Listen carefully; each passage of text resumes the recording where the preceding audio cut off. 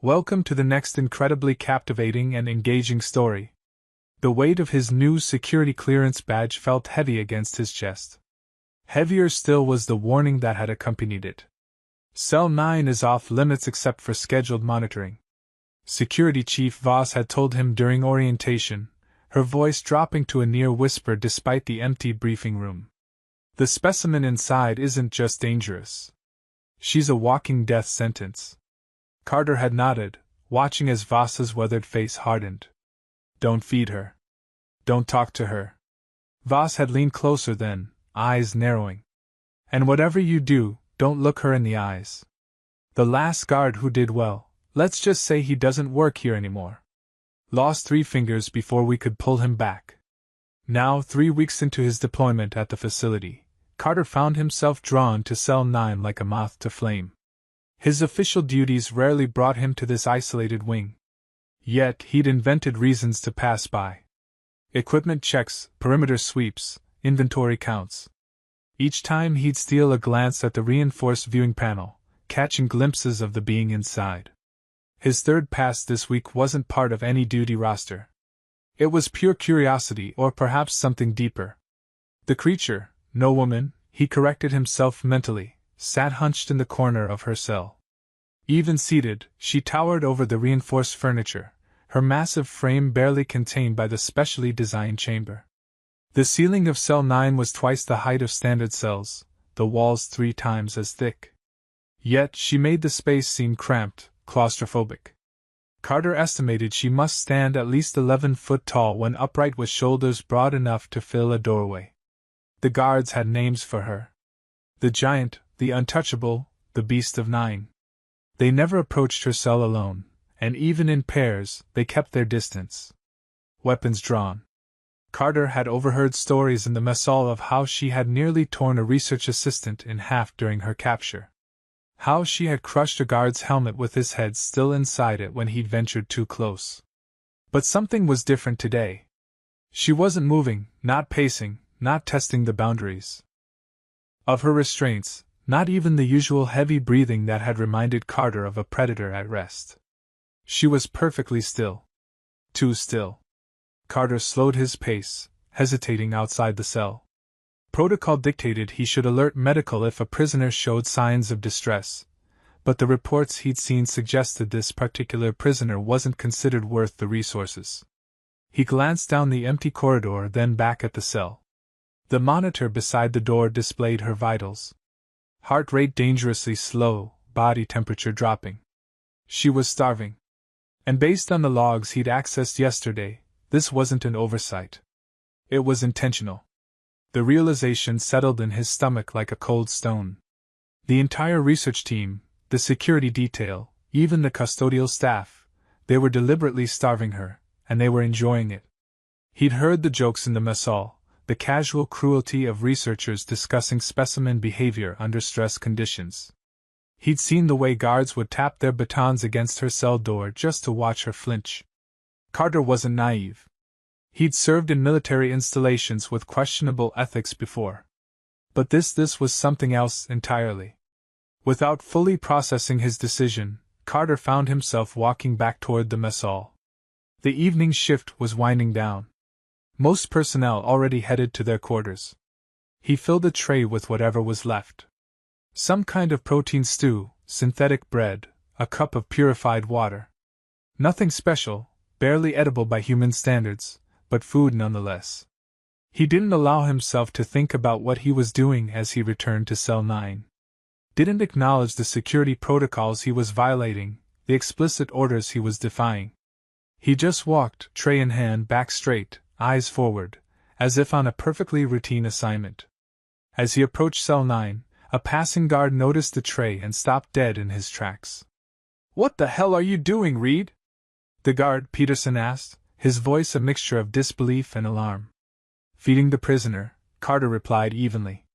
Peterson moved closer, lowering his voice. "Are you insane? That thing in there hasn't been fed in 3 days for a reason. It's part of the behavioral study. She's dying. It's not a she, Reed. And if it dies, that's one less nightmare we have to worry about." Peterson placed a hand on Carter's shoulder. Look, I get it. You're new, but trust me, you don't want to get close to that feeding slot.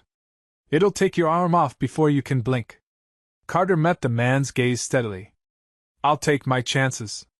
Your funeral, Peterson muttered, backing away. Don't say I didn't warn you. The feeding slot was simple enough. A narrow reinforced opening at the bottom of the door designed to allow trays to slide through without compromising security. Carter knelt, every movement watched by Peterson and now 2 other staff members who had paused their duties to witness what they clearly expected to be a bloody spectacle. Time seemed to slow as Carter balanced the tray carefully and pushed it through the slot. The entire corridor fell silent, all eyes fixed on his exposed hands as they crossed the threshold into her domain. He kept his eyes down, fixed on the task, deliberately avoiding looking into the cell, but then a whisper of movement followed by a rush of air as something massive shifted position within. The other observers instinctively stepped back. Carter held his ground, hands still extended through the slot. A shadow fell across his fingers, enormous, alien. Then came the touch, the lightest brush of blue fingers against his own, large enough to engulf his entire hand with an extra joint in each digit.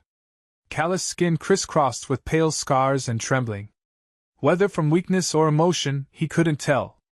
Carter froze. The moment stretched between them, his fingers still extended through the slot, her touch still feather-light against his skin, either moving, either breathing. Then slowly she withdrew. The tray disappeared into the shadows of the cell. No words, no sound. Carter remained kneeling, listening to the soft scrape of utensils, the quiet desperation with which she ate. When the sound stopped, he reached for the tray, expecting her to return it through the slot. Instead, he felt those fingers again, this time pressing something into his palm. He withdrew his hand to find a small object. A piece of the synthetic bread torn into a rough approximation of a 5-pointed star. A gift, or perhaps a message. Carter closed his fist around it, pocketed it, and walked away without looking back. Behind him, he heard Peterson's disbelieving whisper to another guard. She's never taken food from anyone before. Not without trying to grab them through the slot. The next day, he came again. Got yourself a soft spot for monsters, Red? Carter didn't look up from his console as Technician Mercer leaned against the doorframe of the monitoring station, a smirk playing at the corners of his mouth. The use of his surname, Reed, was deliberate, a reminder that in this facility, first names were reserved for those considered equals. Just doing my job, Carter replied evenly, continuing to log maintenance reports. Sure you are. Mercer sauntered closer, lowering his voice. Word gets around in a place this size. You know, people notice when someone starts making unscheduled trips to restricted areas. Carter kept his expression neutral. Years of military discipline serving him well. If you have a concern about my conduct, take it up with Voss. Oh, I'm not concerned. Mercer's grin widened, revealing too many teeth. Just curious what you think you're doing. That thing in there, it's not some misunderstood creature. It's killed people. Rip them apart with those hands you seem so fascinated by. Carter finished his report, and stood a good 3 inches taller than Mercer. Thanks for the warning, he said, brushing past the technician, but Mercer caught his arm, voice dropping to a whisper. You know what they did to the last guy who got attached, right? It wasn't just reassignment. Carter pulled his arm free, holding Mercer's gaze for a long, silent moment before walking away. She's chosen you, Reed, Mercer called after him. That's what they do. They pick one and they never let go. Not with their hands, not with their minds. Despite the warning, or perhaps because of it, Carter found himself drawn back to Cell 9 after his shift ended. The tray he carried tonight held slightly more food than before, including a portion of the synthetic fruit that had been available in the mess hall. As he approached the cell, he noticed something unusual. The guards normally stationed in this section were maintaining an even greater distance than usual, their eyes fixed on the cell door with obvious unease. I wouldn't go near there today, one of them warned as Carter passed. The giant's been restless since you fed it yesterday. Hasn't slept. Just watches the door. Carter nodded his acknowledgement, but continued forward. When he reached the cell, he understood the guard's concern. She wasn't in her usual corner. She was directly beside the door, her massive form casting a shadow that engulfed the entire viewing panel. Even through the reinforced barrier, he could feel the weight of her presence like standing next to a living mountain. This time, when he knelt at the feeding slot, he allowed himself to look up. She was sitting closer to the door now, hunched forward, but still towering, her massive shoulders nearly scraping the ceiling, even in this position. Her form was colossal, even seated. Powerful limbs thick as tree trunks, a head that seemed almost too large for her frame. In the dim light, he could make out the pattern of ridges that ran from her forehead down her neck, disappearing beneath the rough spun garment that served as her prison uniform. As he slid the tray through, she reached for it without hesitation. But this time, her eyes met his. They were unlike anything he'd ever seen. Large, almond-shaped, with vertical pupils like a cat's. But it was their color that caught him off guard. A deep, luminous amber that seemed to glow from within. Carter felt a jolt of something that wasn't quite fear pass through him. It was more like recognition, as if something ancient and primal in his DNA. Remembered her kind, remembered what it meant to be regarded by those eyes. She tilted her head slightly, studying him with the same intensity with which he studied her. Then to his surprise she mimicked his posture, kneeling as he was kneeling, hands positioned exactly as his were, not mocking, learning. She took the tray, but didn't immediately begin eating. Instead, she waited, watching him, until he made a small gesture toward the food. Only then did she pick up the utensil. Her movements a careful mirror of how she must have seen humans eat. What struck Carter most was how the tray, designed for human proportions, looked like a child's toy in her massive hands. Yet she handled it with extraordinary delicacy, as if afraid to break it. Behind him, he heard a guard whisper to another. "She's never waited for permission before. Always just grabbed the food and retreated." "It's not waiting for permission," the other replied. "It's watching him, learning him." Carter found himself wondering how long she'd been here, how much of her behavior was instinctive, and how much was adaptation to captivity. The files he'd managed to access were heavily redacted, revealing little beyond basic physiological data and security protocols, but her eyes, they told a different story. They weren't the eyes of a mindless beast. They burned with intelligence, with awareness, and something that wasn't hatred anymore. From the shadows of the monitoring station across the hall, Lieutenant Harlow watched Carter's interaction with the alien with narrowed eyes. Harlow had been at the facility longer than most, had been part of the team that brought the specimen in.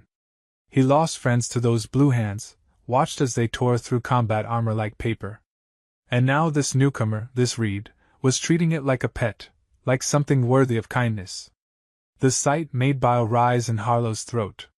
It wasn't just disgust. It was something deeper, more personal, something that made his fist clench until his knuckles turned white. Jealousy. Because for all his years of service, for all his sacrifices, Harlow had never received the kind of attention that Reed was getting. The whispers in the quarters, the speculative glances from research staff, even Vasa's peculiar interest in the man's reports, all of it should have been his. He tried everything to advance his position here, had volunteered for the most dangerous assignments, had put in extra hours studying xenobiological data, had made himself indispensable to operations. Yet here was Reed, barely a month into his deployment, already making waves, already being noticed. As Carter walked away from Cell 9, Harlow slipped back into the shadows. His decision was made. If Reed wanted to break protocol, that was fine, but there would be consequences. He would make sure of it. Days turned to weeks. Carter's visits became a ritual anticipated by both of them. He began bringing small items along with the food, a pen that had run out of ink, a button that had fallen from his uniform, a scrap of paper with the facility's logo, insignificant things, worthless to anyone else. But she treated each one like a precious artifact, arranging them in careful patterns on the floor of her cell. She never spoke, but she communicated in other ways. Through gestures, through the arrangements of the objects he brought her, through the intensity of her gaze. The staff noticed, of course. Whispers followed Carter through the corridors. His security clearance was audited twice. What disturbed the others most was not just his visits, but how the massive alien, who had attacked nearly everyone who came close before, now moved her enormous bulk protectively toward the feeding slot whenever Carter appeared. How she would watch the corridor through the viewing panel, her gigantic frame tense and alert until he arrived. How she would position her body between him and any other personnel who approached during his visits. "She's protecting him," he overheard one researcher say, "like he's her territory now." "Or her pet," another replied. Voss called him in for a routine evaluation that felt more like an interrogation. "Your record indicates minimal prior experience with non-terrestrial entities," she said, scrolling through his file on her tablet. "Yet you seem remarkably comfortable around the specimen in Cell 9. "Just doing my job, ma'am," Carter replied, the lie coming easily now with repetition. Voss looked up, her expression unreadable. "Your job doesn't include feeding it off-schedule meals from your own rations." Carter said nothing, maintaining eye contact. Denial would be pointless. "You know what it did to the research team that brought it in, don't you?" Voss continued, setting down her tablet. 3 dead, 2 more with injuries so severe they'll never work in the field again. "With all due respect, ma'am, I've reviewed those reports. The specimen was defending itself after being wounded during capture." Defending itself. Voss repeated the words slowly as if tasting something bitter. "That's an interesting interpretation of events, Reed." She leaned forward, lowering her voice. "The higher-ups are getting nervous about your interactions. Some are suggesting reassignment. Others have more permanent solutions in mind." Carter felt his pulse quicken, but kept his expression neutral. "Are you threatening me, ma'am?" "I'm warning you." Voss held his gaze. "Whatever you think you're doing with that creature, whatever connection you imagine exists, it's not real. It's studying you, learning your weaknesses, and when the moment comes, it won't hesitate to use them against you." As Carter was dismissed and walked toward the door, Voss added one final comment. "By the way, Lieutenant Harlow has submitted a formal report regarding your conduct. Quite detailed." Quite concerned, Carter paused, his hand on the door. "Harlow," he repeated, remembering the lieutenant's cold stares in the mess hall, the way he made a point of avoiding direct interaction despite their overlapping duties. "Yes, seems he's been observing your visits to Cell 9 for some time now. Recorded times, durations, items brought." Voss watched Carter's reaction carefully, very thorough. Carter said nothing, but inside pieces clicked into place. The increased security checks on his quarters, the reassignment of his duties to areas further from the high containment wing, the subtle isolation from other staff. All Harlow's doing. "Thank you for informing me, ma'am," he said finally, his voice controlled. "Don't thank me, Reed. Watch your back." Voss returned to her tablet, a clear dismissal. The conversation lingered in Carter's mind as he made his way through the facility's maze-like corridors. Was Voss right? Was he projecting humanity onto something fundamentally inhuman? Seeing intelligence where there was only instinct, empathy where there was only mimicry? His doubts faded the moment he arrived at Cell 9 that evening. She was waiting for him as always. Her colossal form somehow seeming less threatening now despite her size.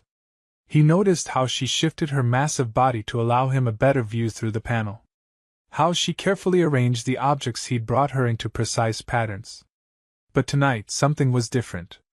The objects he'd brought her, the pen, the button, the scraps of paper, had been arranged on the floor in a pattern that unmistakably resembled the layout of the facility. A map. She'd created a map.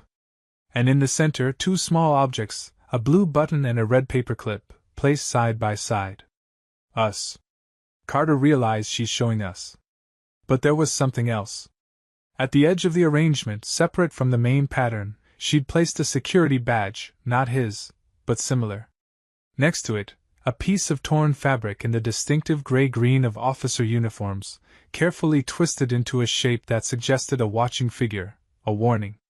She knew about Harlow. Somehow she knew. The incident occurred on a night when Carter had been assigned to oversee a supply delivery, breaking his usual routine. By the time he'd finished processing the shipment, it was well past midnight, the facility operating on minimal staffing. He'd intended to skip his visit to Cell 9 to return to his quarters and catch what little sleep he could before his next shift. But as he passed through the security checkpoint near the high containment wing, he heard it. Laughter cruel and sharp. Carter changed course, moving quickly toward the sound. As he rounded the corner to the hallway containing Cell 9, he saw them. 2 guards, Wallace and Diaz, standing at her cell door.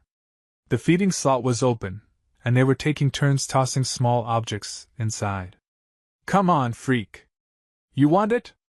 Beg for it," Wallace was saying, dangling what looked like a ration bar just out of reach.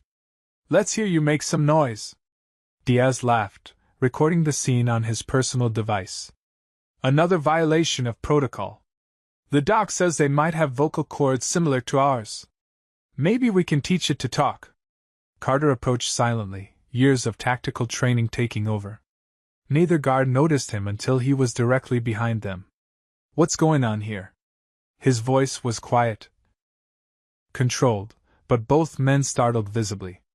Wallace recovered first, straightening up with a smirk. "Just having some fun with the monster. No harm done. Return to your posts." Carter kept his tone level. "Now, technically, we're on break," Diaz countered, tucking his device into his pocket. "And technically you don't outrank us, Reed." "But I do outrank you," came a new voice, Lieutenant Park, the night shift supervisor, approaching from the other end of the quarter. "And I'm not seeing authorized recreation on the duty roster for this section." The guards exchanged glances, their bravado deflating. "We were just leaving, sir," Wallace muttered, closing the feeding slot. As they retreated, Park gave Carter a measured look. "You too, Reed. This area is restricted during night shift unless you have clearance." Carter nodded, turning to follow the guards. But before he could take a step, a sound from within the cell froze all 4 men in place. A low growl building in intensity until it vibrated through the walls. Then an impact so violent the reinforced door bulged outward. The metal groaning in protest. Another impact. The security panel beside the door sparked and went dark. "What the hell?" Park started reaching for his weapon. The third impact tore the door from its hinges. She emerged from the darkness like something from a nightmare. 11 feet of coiled muscle and rage, eyes blazing, the restraints that should have kept her secured, dangling broken from her wrists. Her skin had darkened to a deep indigo. The ridges along her body raised and flaring. The cell that had been specially reinforced to contain her now seemed absurdly inadequate, like a paper cage trying to hold back a tsunami. Wallace and Diaz stood paralyzed with terror. Park managed to draw his weapon, but before he could aim, she was on them. It happened so fast Carter could barely process it. She seized Wallace by the throat, lifting him off the ground with one massive hand as if he weighed nothing. Diaz fumbled for his baton, only to be sent flying with a backhanded blow that cracked against the corridor wall with sickening force. Park fired, the pulse round striking her shoulder. She didn't even flinch, simply turning her gaze on him as Wallace struggled for air in her grasp. Her size in the open corridor was even more terrifying than it had been in the cell. She filled the space completely, her shoulders nearly scraping both walls, her head bent slightly beneath the ceiling. Carter knew he should run, should call for backup, should do anything except what he did next. He stepped forward directly into her line of sight and spoke. Not shouting, not commanding, just quiet words in the chaos. "This isn't you." The world seemed to hold its breath. Her gaze locked with his, recognition flickering behind the rage. For a moment, he thought she would crush Wallace anyway. Would tear through all of them in her fury. Then slowly her grip loosened. Wallace dropped to the floor, gasping and clutching his throat. She staggered backward, eyes never leaving Carter's face. Her hands were shaking, her massive frame suddenly seeming less threatening than vulnerable.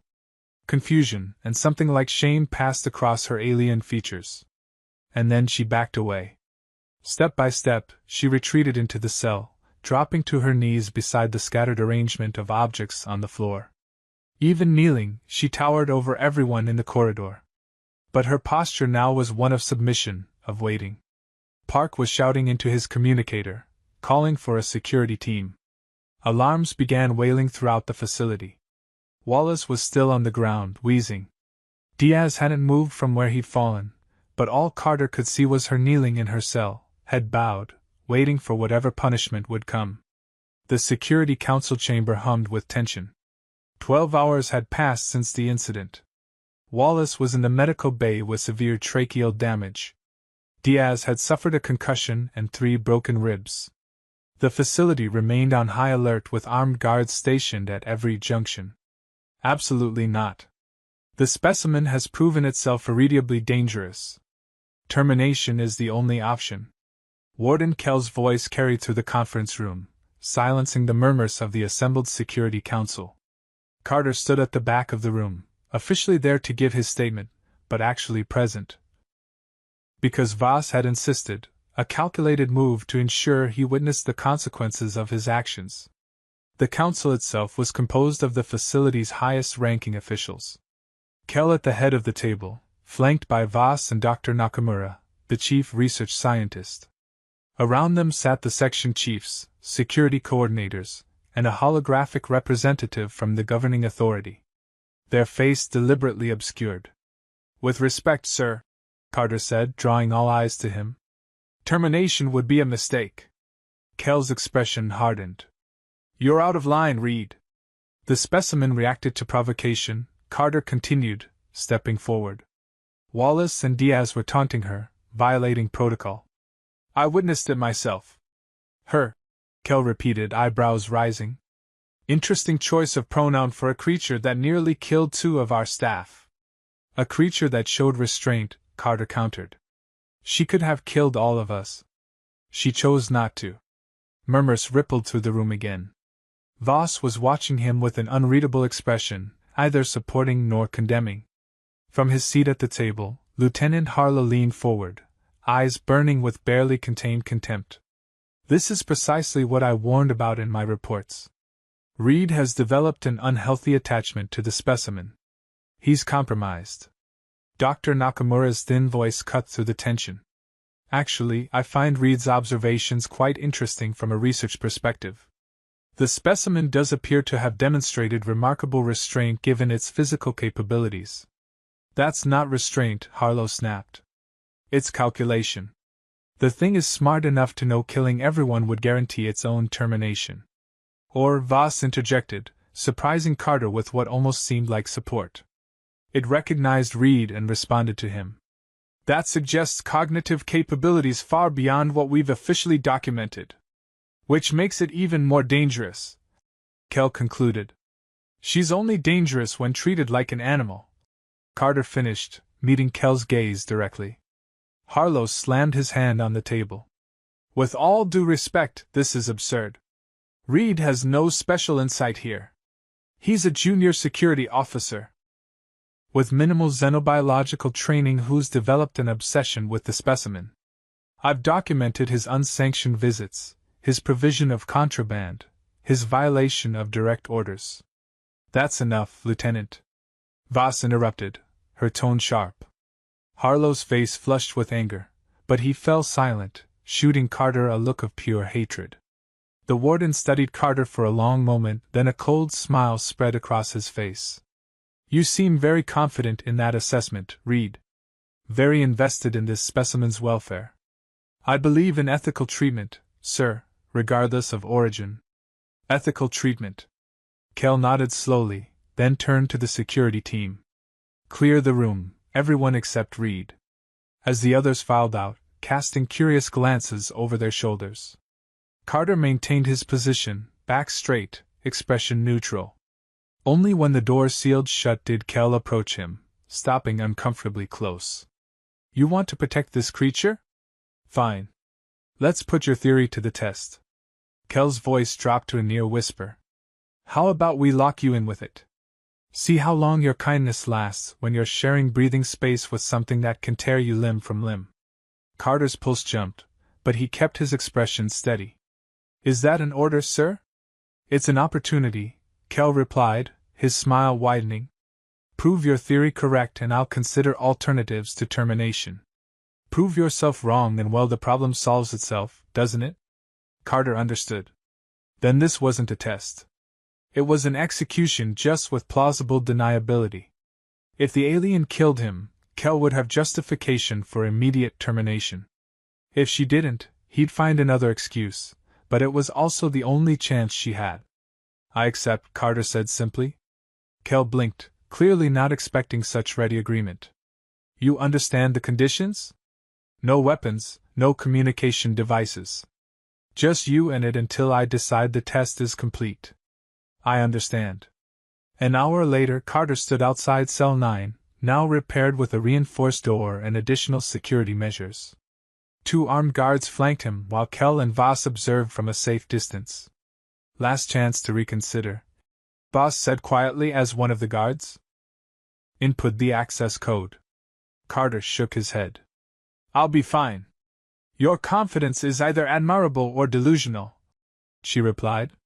But there was something in her tone that wasn't entirely dismissive. "If you survive this, Reed, I'd be interested to know what you learn." The door slid open, revealing the dimly lit interior of the cell. She was there in the far corner, restraints reattached and reinforced after the incident. Her head was bowed, but Carter could feel her awareness of his presence. He stepped inside without hesitation. The door sealed behind him with a definitive hiss, the lock engaging with a heavy thunk. No exits, no backup, no weapons, just silence and fear. Though whether it was his or hers, he couldn't tell. For what felt like hours, neither of them moved. Carter remained standing near the door, giving her space, while she stayed hunched in her corner, impossibly still. The only sound was their breathing, his light and controlled, hers deeper, slower. Finally, Carter took a careful step forward, then another. She tensed visibly, but didn't react otherwise. When he was halfway across the cell, he slowly sat down, cross-legged on the floor. "I'm Carter," he said quietly, the first words he'd ever directly spoken to her. "Carter Reed." She lifted her head slightly, those amber eyes reflecting what little light there was in the cell. She didn't respond, but he hadn't expected her to. "I'm sorry about what happened," he continued. "Wallace and Diaz shouldn't have done that to you." Still no response, but her posture shifted almost imperceptibly, the angle of her shoulders relaxing by fractions of a degree. "I'm going to be staying here for a while," he explained, keeping his voice calm and even. "Warding Kel's orders. He thinks you'll kill me." At this, she finally moved, lifting her head fully to look at him.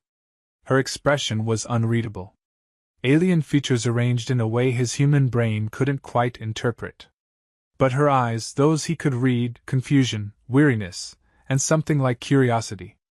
Slowly, deliberately, she shifted forward, the chains attached to her restraints clinking softly.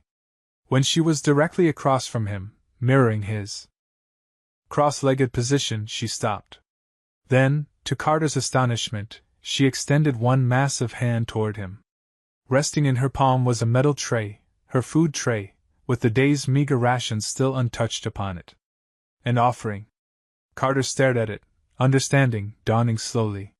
She thought he was being punished by being placed with her, that he would be denied food as she had been, and she was sharing what little she had. "Thank you," he said quietly, making no move to take it. "But that's for you. You need to eat." She tilted her head, clearly not understanding his words, but sensing his refusal. Her brow furrowed, and she pushed the tray closer to him, insistent. Carter realized this might be a crucial moment in establishing trust. He reached out slowly and took a small piece of the synthetic bread, making a show of eating it. Then he gently pushed the tray back toward her. "Together," he said, gesturing between them. For a long moment she simply stared at him. Then, with movements that seemed almost ceremonial, she broke the remaining bread in 2 exact halves, offering one back to him. Carter accepted it with a nod. They ate in silence, watching each other across the small space that separated them. It wasn't much of a meal, but it felt like the beginning of something important. Outside the cell, Lieutenant Harlow stood in the observation room, watching the scene unfold with growing disgust. He'd expected blood by now, had waited almost eagerly for the moment when the alien would reveal its true nature and tear Reed apart. Instead, he was watching them share a meal. Like friends, like equals. It was wrong. All wrong. Sir, he said, turning to Kell, who stood nearby. This isn't a valid test. Reed is clearly manipulating the situation. Kell's expression remained neutral. How so, Lieutenant? Harlow gestured at the monitor, struggling to articulate what seemed so obvious to him. He's treating it like it's human, like it can be reasoned with. And that invalidates the test. How exactly? Voss asked from her position by the door. Harlow's jaw tightened. The specimen needs to be terminated. Ma'am, we all know it. This charade is just delaying the inevitable. Are you questioning the warden's decision? Voss's voice had an edge that would have warned a wiser man to retreat, but Harlow was beyond caution. Now using the wisdom of risking valuable personnel on the whims of a junior officer who's clearly compromised. Careful, Lieutenant Kell said softly. Your personal feelings about Reed are becoming rather transparent. Harlow flushed. This isn't personal, sir. It's about facility security. He hesitated, then added with barely contained bitterness. Reed is a rising threat to everything we've built here. His sympathy for these creatures could undermine our entire containment protocol. Is it? Voss raised an eyebrow. Because your reports on Reed have been remarkably thorough, almost obsessive. Harlow opened his mouth to retort, then closed it, realizing he was on dangerous ground. I'm just doing my job, ma'am. Then continue doing it elsewhere, Kell said dismissively. You're relieved from observation duty. Harlow stood rigid for a moment, humiliation burning through him. Then he nodded stiffly and left, his steps echoing down the corridor. He would not forget this, would not forgive it. Reed would pay, and so would his alien pet. Days passed in strange, tense coexistence. The cell, designed for a single occupant, felt simultaneously too small and too vast. Carter slept in fitful bursts, always aware of her presence, always half expecting to wake to those amber eyes directly above him, to feel powerful hands closing around his throat. But she kept her distance, maintaining an invisible boundary between them. During waking hours, she watched him constantly studying his every movement with intense focus. When he paced the cell to keep his muscles from atrophying, she tracked him with her eyes. When he spoke mostly to himself to break the oppressive silence, she tilted her head as if trying to decipher the sounds. Food came once daily, pushed through the slot without comment, always a single tray, clearly meant for one, a test, or perhaps a form of psychological torture, forcing them to compete for sustenance. But each time she divided everything with precise fairness. Carter tried to refuse, to insist she take more, but she was implacable. Equal shares or she wouldn't eat at all. On the third day, the water ration was accidentally forgotten. By evening, Carter's throat was parched, his lips cracking. She noticed his discomfort, watching as he tried to ration the last few drops from the previous day's cup. Then she moved to the small sink in the corner of the cell and placed her hands against the wall beside it, tilting her head as if listening. A moment later she dug her strong fingers into the seam where pipe met wall and pulled. Metal groaned, then gave way. A thin trickle of water began to leak from the damaged connection.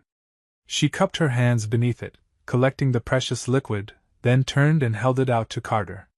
When he hesitated, she made a soft, urgent sound, the first vocalization he'd heard from her. That wasn't a growl. Carter knelt beside her and drank from her cupped hands, the water cool against his parched throat. After he finished, she carefully bent the pipe to slow the leak to an occasional drip, preserving the resource rather than exhausting it. Intelligence, foresight, compassion. That night, for the first time, Carter slept deeply, no longer afraid of the being with whom he shared the cell. On the fifth day, everything changed. Carter woke feeling strange, his skin hot and dry, his thoughts foggy. When he tried to stand, the cell tilted alarmingly around him, forcing him back to the floor. Fever, dehydration, maybe, despite their careful rationing of the leaking pipe's water, or perhaps something deliberate in the food they'd been given, she noticed immediately moving to his side with surprising speed. Her cool hand pressed against his forehead, her expression changing to something he recognized even through the haze of fever. Concern. As the day progressed, his condition worsened. Chills racked his body, his vision blurred. His breathing became labored. She tried everything, tearing strips from her own rough garment to create cool compresses, urging him to drink the precious water she collected. When the fever made him delirious, she held him still to prevent injury. Her strength gentle but immovable. Through the fog of illness, Carter was distantly aware of voices. Outside the cell, medical personnel discussing his condition in clinical terms. Refusing to intervene, part of Kel's test, he realized dimly. They were waiting to see what she would do, whether she would take advantage of his weakness. Instead, she cared for him with single-minded focus, ignoring the meager food when it arrived, using the water only to cool his fever. By evening, Carter was slipping in and out of consciousness, his body shutting down from dehydration and whatever illness had taken hold. In a moment of clarity, he looked up at her, seeing the frustration and fear in those alien eyes. "It's okay," he whispered, his voice a dry rasp. "Not your fault." She made a low sound in response, something between a growl and a whine. Then, with sudden decision, she moved to the cell door and began to tear it apart. The reinforced metal that had been designed to contain her full strength gave way beneath her desperate assault. Alarms shrieked to life throughout the facility. Red emergency lights bathed the corridor beyond in crimson. She turned back to Carter, gathering his limp form in her arms with surprising gentleness. Her massive hands, each large enough to engulf his entire head, cradled him against her chest as if he were made of glass. Then she stepped through the ruined doorway and into chaos. Guards converged from both directions, weapons raised. She hunched protectively over Carter, her enormous body creating a living shield around his much smaller form. Her size in the open corridors was staggering. She had to bend nearly double to navigate the spaces designed for humans. Yet she moved with surprising grace and speed. She didn't retreat. Instead, she advanced, her intention clear: to get him medical attention regardless of the cost to herself. The first stun round hit her square in the chest. She staggered but didn't fall. The second struck her shoulder. Then a third. Still, she moved forward. Carter clutched against her. Guards switched to batons as she reached their line, bringing the electric prods down across her back, her legs, her arms. She roared in pain but didn't release her burden. Just kept moving one agonizing step at a time toward the medical bay at the far end of the complex. Through his fading consciousness, Carter felt the impacts as they struck her. Felt her muscles tense with each blow. Blue blood, thick and viscous, dripped onto his face from her wounds. Yet still she carried him, absorbing every hit, taking every stun round. 5 levels of security she breached, leaving destruction and stunned guards in her wake. Not from her violence, but from her unstoppable determination. When they finally reached the outer doors of the medical bay, she collapsed to her knees, still holding him protectively. Her massive body shuddered with exhaustion and pain. Guards surrounded them, weapons trained on her head. Even kneeling and wounded, she dwarfed them all. Her tremendous size making the armed humans look like children in comparison. But she ignored them all, focusing only on Carter, as his eyes fluttered open one last time. She looked at him, and in a voice rough from disuse but perfectly clear, spoke her first words to him. "Live." Then she gently laid him down at the threshold of the medical bay, and raised her hands in surrender. Carter awoke in the sterile white of the medical unit. The steady beep of monitoring equipment his first awareness. His body felt lean, his thoughts sluggish from medication. As his vision cleared, he became aware of a figure seated beside his bed. Voss, her expression uncharacteristically somber. "Welcome back," she said simply. "You've been unconscious for nearly 30 hours. Carter tried to speak, found his throat too dry, accepted the water she offered. "Where is she?" he asked when he could form words. Vasa's face remained neutral, contained for now. Is she hurt? She took 17 stun rounds and multiple baton strikes. Enough to kill most species we've encountered. A pause. She's healing faster than our medical team thought possible. Carter closed his eyes briefly in relief. Then, and Kel, furious, embarrassed. Your alien friend breached 5 security levels carrying you. The footage has been seen by everyone in the facility. Voss leaned forward slightly. She didn't harm a single person, Reed. Not even those actively trying to stop her. Just kept moving toward medical like she knew exactly where to go. She's intelligent, Carter said. More than anyone here wants to admit. Clearly. Voss studied him for a moment. Kel wants her terminated. Claims she's proven herself too dangerous to contain. Carter struggled to sit up. She saved my life. I know. Voss raised a hand to silence him. The decision has been delayed. Pending review by higher authorities. I need to see her. You're in no condition. Please. Something in his tone must have reached her. Because after a long moment, Voss nodded. When you're stable, not before. One more thing, she added, her expression growing grave. Lieutenant Harlow has been problematic since the incident. His antagonism toward you has escalated to something concerning. He's been temporarily relieved of duty, but be careful. Men like that rarely let go of a grudge. Voss left shortly after, and Carter drifted back to sleep, his body still recovering from the fever and dehydration. The medical bay was quiet, the night shift operating with minimal staff as the facility's day cycle ended. It was the soft hiss of the door that woke him. Carter's eyes opened to semi-darkness. The medical bay illuminated only by the glow of monitoring equipment and emergency lighting. A shadow moved near the entrance. Tall uniform silhouette unmistakable even in the dim light. Harlow. Carter remained still, controlling his breathing, watching through barely open eyes as the lieutenant approached his bed. There was something wrong about his movements. Too fluid, too careful. This wasn't an official visit. Harlow stopped at the foot of the bed, checking something on the medical readout. Then, with deliberate care, he removed something from his pocket. A small cylindrical device that Carter couldn't identify in the darkness. You think you're so special? Harlow whispered, his voice barely audible. The alien whisperer, the hero who survived. He moved to the fourth stand beside Carter's bed, examining the medication pouch with clinical detachment. It should have killed you. He continued, turning the small device over in his hands. That was the plan. Put you in there. Let nature take its course. Problem solved. But you had to ruin it, didn't you? With practiced precision, Harlow inserted the device into the medication port on Carter's foreline.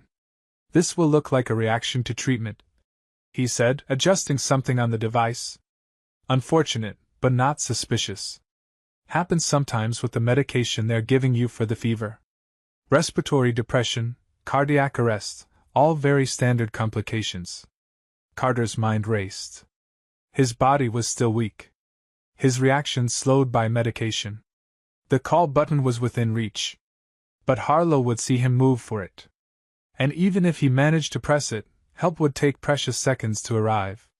Seconds he might not have once whatever was in that device entered his bloodstream. Harlow stepped back, watching the foreline with cold satisfaction. Nothing personal. Well, maybe a little personal. A humorless smile twisted his features, but mostly it's about the greater good. You and that thing. You're a liability. A threat to everything we've built here. Carter saw his chance. With a sudden surge of desperate strength, he yanked the four from his arm and lunged for Harlow. The lieutenant stumbled backward, surprised by the attack, but recovered quickly, grabbing Carter's throat with both hands. I was trying to be merciful, Harlow hissed, tightening his grip. Quick, painless, but this works, too. Carter fought for breath, his weakened body betraying him as he clawed at Harlow's hands. Black spots danced at the edges of his vision. He was going to lose consciousness soon. With one final effort, Carter's hand found the metal tray of medical instruments beside the bed.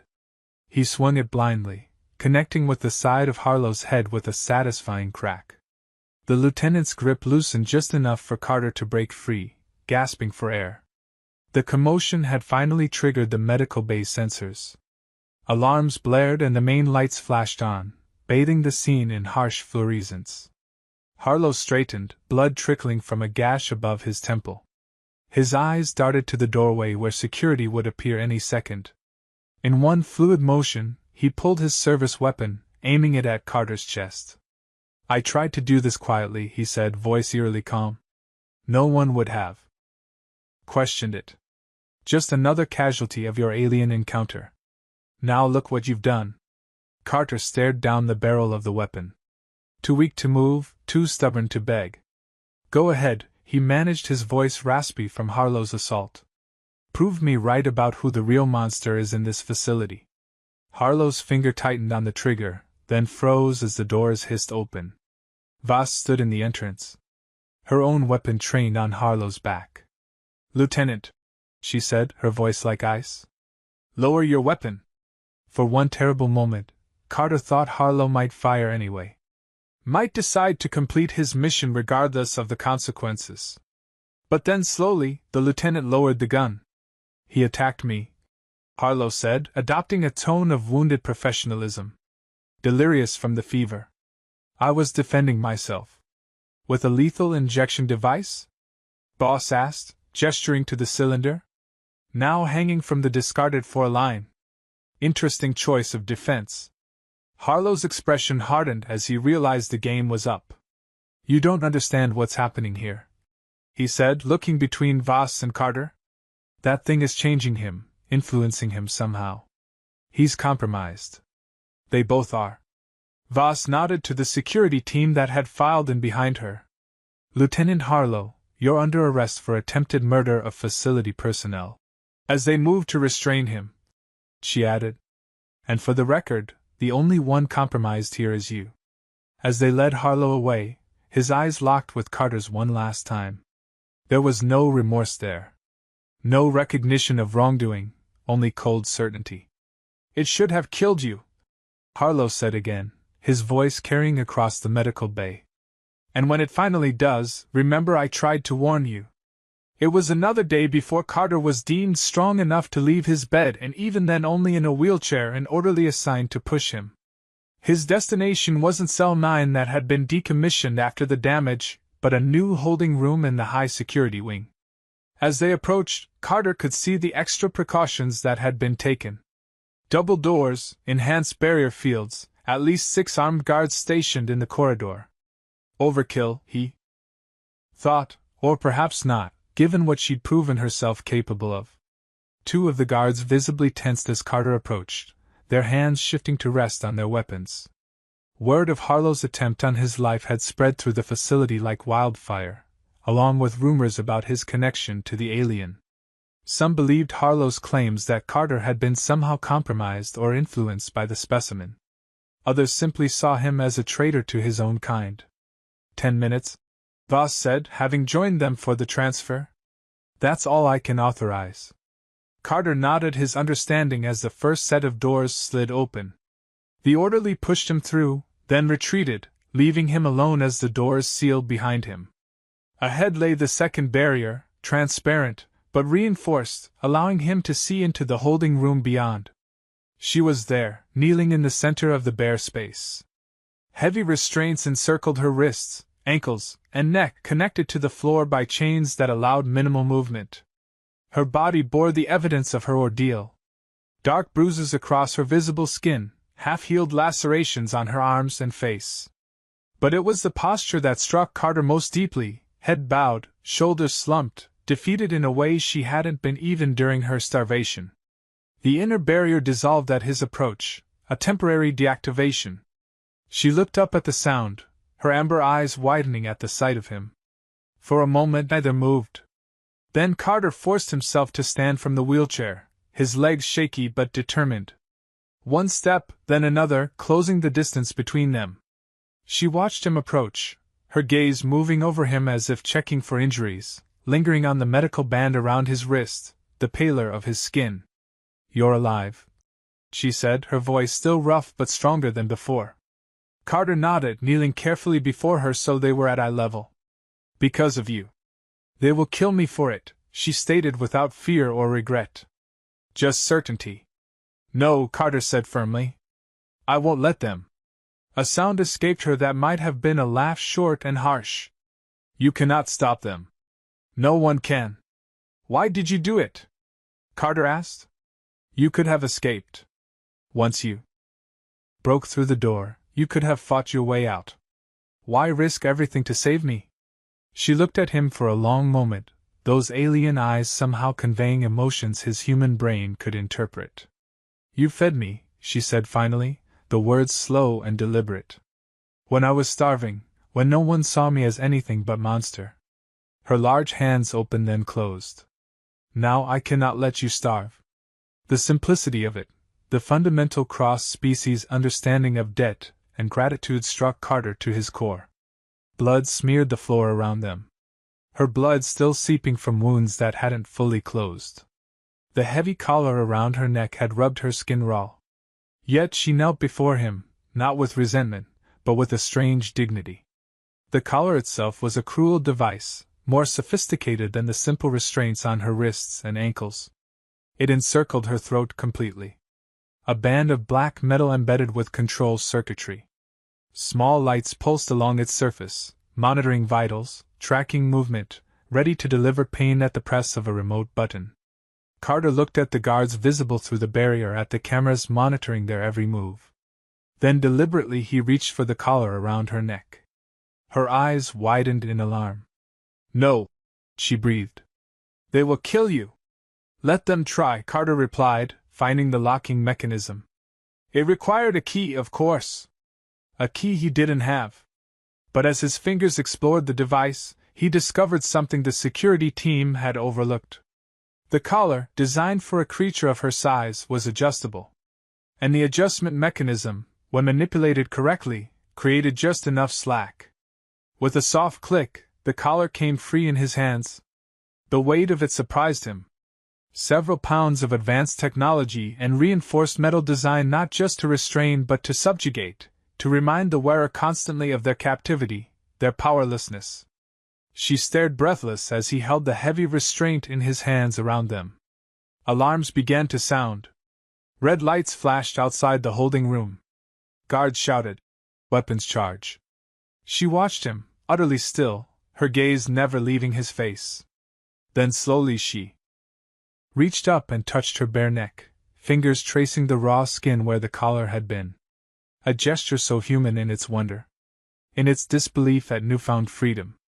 For a long moment neither spoke, then with movements deliberate and precise, she reached out and took the collar from his hands. Carter tensed, not understanding at first. She held the device between them, studying it, turning it over in her large blue hands. Then with devastating gentleness, she placed it in his palms and folded his fingers around it, and waited. The meaning was unmistakable. The choice was his. He could place the collar back around her neck, return to the safety of human society, to the comfort of the familiar. He could tell himself he'd done what he could, shown what kindness was possible within the system's constraints, or he could truly set her free, accept the consequences of that choice, whatever they might be. Outside, the security team was preparing to breach the room. He could hear Voss shouting orders, the whine of weapons powering up. Time was running out. Carter looked down at the collar in his hands, then at her face. Alien, yet somehow more familiar to him now than any human countenance. In her eyes, he saw neither pleading nor demand, just quiet acceptance of whatever he would choose. The collar felt impossibly heavy in his hands, its weight seeming to grow with each passing second, the weight of every assumption, every fear, every barrier humans had built between themselves and the unknown. Without a word, Carter stood and walked to the waste disposal unit embedded in the wall. He dropped the collar inside, pressed the activation button. The device vanished with a soft hiss of compressed air, irretrievably destroyed. When he turned back to her, she was standing too, her full height impressive, even with the chains still binding her limbs.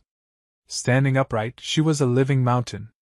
11 feet of blueskin power, her head nearly touching the ceiling of the holding room, her shoulders broader than any human's could ever be. But it was the expression on her face that took his breath away. Something beyond gratitude, beyond relief. Recognition of one sentient being to another. "Breach in progress," a voice shouted from the corridor. Not one of the regular guards, but a familiar, hate-filled tone that made Carter's blood run cold. Harlow. Somehow he'd escaped custody. The security feed on the wall flickered to life, showing chaos in the corridor outside. Harlow had overpowered his escorts during transfer, had taken a weapon. Now he was forcing his way toward the holding room, his face a mask of fanatical determination. "Override code Tango 91 Kappa." He was shouting into the security panel. "Emergency termination protocol." The system responded with warning klaxons. On the feed, Carter could see blast shields beginning to lower around the holding room, the facility's final containment measure. Once sealed, the room could be flooded with lethal gas or depressurized entirely. A fail-safe meant for worst-case scenarios. A scenario Harlow was determined to create. "He's initiating a purge," Carter said, turning to her. "We have less than 30 seconds. She looked at the monitor, then at the remaining restraints on her wrists and ankles. With a grunt of effort, she strained against them. Metal groaned but held. "Together," Carter said, moving to her side. He grabbed one of the restraints, pulling with every ounce of strength he had left. She did the same, their combined effort finally causing the metal to give way with a sharp crack. One limb free, then another. Time ticking away. On the monitor, they could see Harlow fighting through the security team that had responded to the alarms. Voss among them trying to stop the override, but he had the advantage of surprise and desperation. 10 seconds to purge, the automated system announced. They had freed 3 limbs. One ankle restraint remained, its reinforced construction proving stubborn even to her strength. "Go," she told Carter, pushing him toward the exit. "There is time for you." Carter shook his head, still pulling at the final restraint. "Not without you." 5 seconds to purge. With a roar of defiance, she gave one final tremendous pull. The restraint tore free, taking a chunk of the floor with it. Purge initiated. As the security team breached the outer door as Voss shouted his name and warning, Carter stepped toward the alien woman and extended his hand. She took it without hesitation, her blue fingers, massive enough to engulf his entire hand, entwining with his pink ones. Then she pulled him close, her enormous frame shielding him as alarms blared around them. "You fed me," she said, her voice low and resonant in the chaos. "Now you are mine." Whatever came next, they would face it together.